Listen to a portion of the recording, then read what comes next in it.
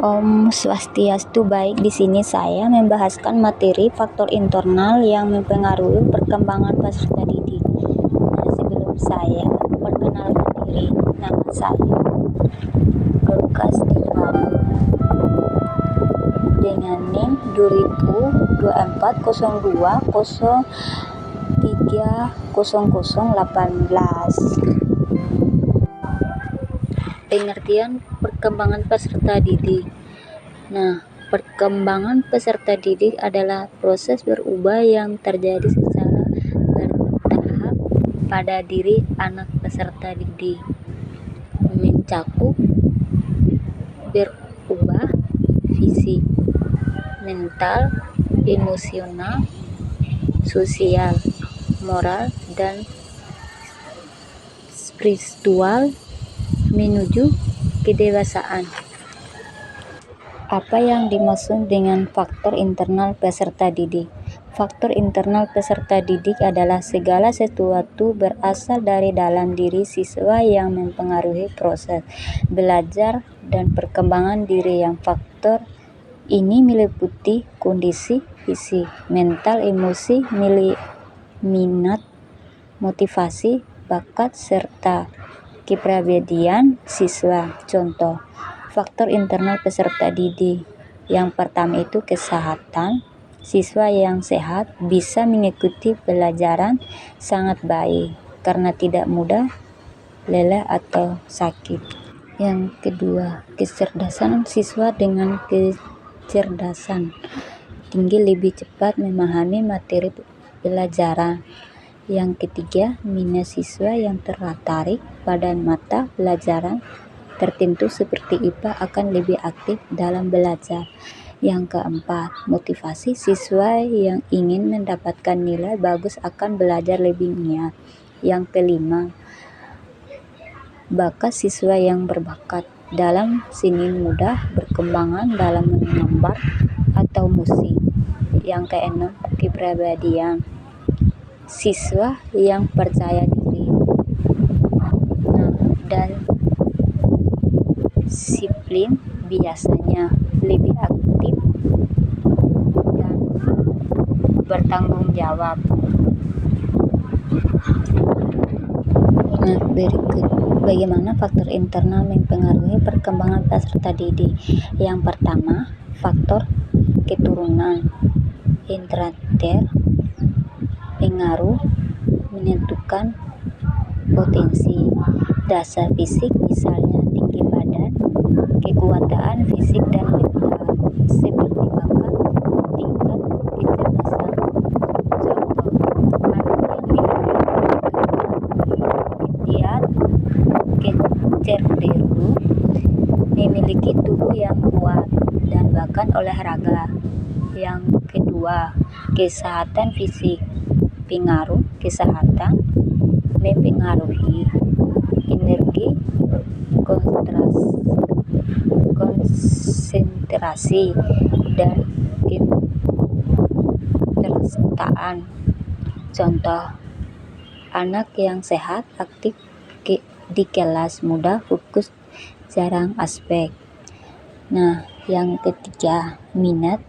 Pengaruh minat membuat peserta didik lebih antusias dan bersemangat belajar dan bidang yang disukai. Contoh, siswa yang suka membaca rajin mengunjungi perpustakaan dan cepat memahami materi. Nah, yang keempat, motivasi mempengaruhi. Motivasi yang tinggi membuat anak lebih rajin, tekun, dan tidak mudah menyerah. Nah, contoh, siswa yang termotivasi untuk jadi dokter, niat belajar sains dan biologi.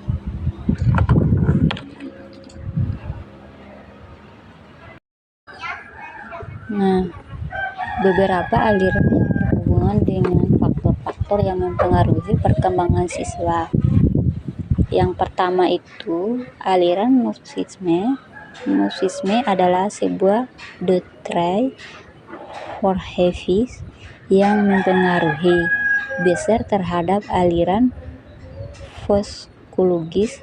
Tokoh utama aliran pertama Arthur. Nah, seorang cerna aliran filosofis Gnosticisme ini diujuki sebagai aliran humanisme yang memandangkan segala sesuatu dengan kacamata hitam, karena para ahli penganut ini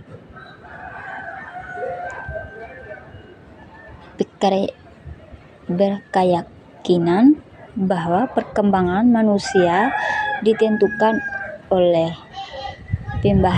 pembawaannya, sedangkan pengalaman dan pendidikan tidak ada pengaruhnya dalam ilmu pendidikan. Pandangan ini disebutkan postmillennial ideologis. Nah, yang kedua aliran impressionisme.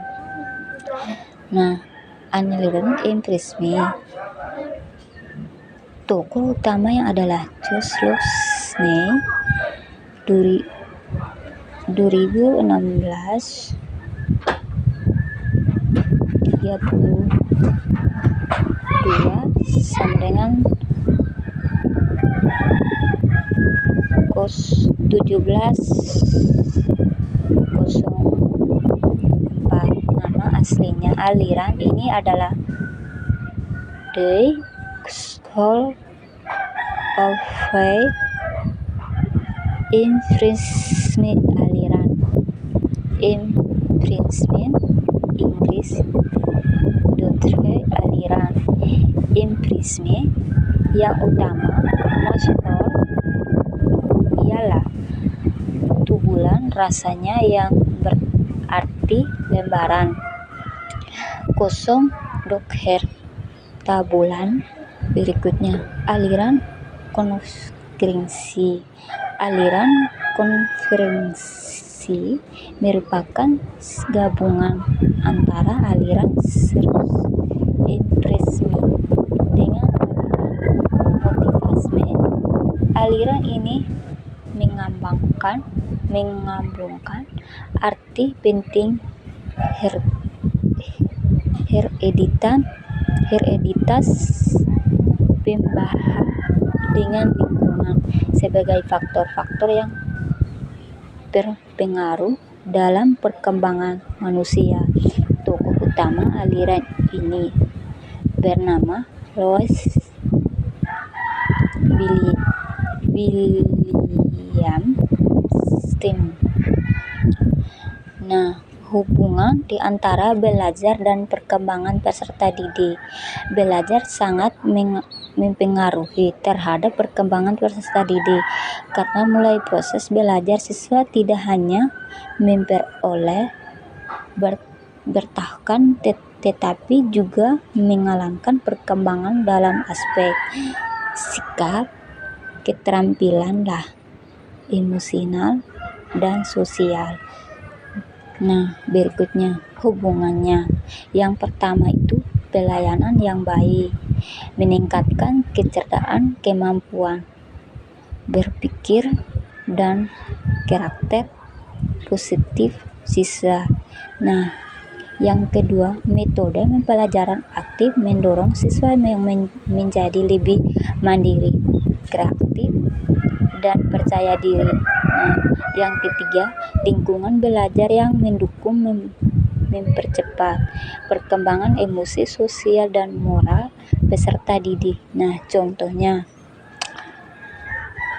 seorang guru menggunakan metode diskusi kelompok dalam belajar IPS. Dampak peserta didik belajar bekerja dan menjadi lebih aktif dalam berbicara.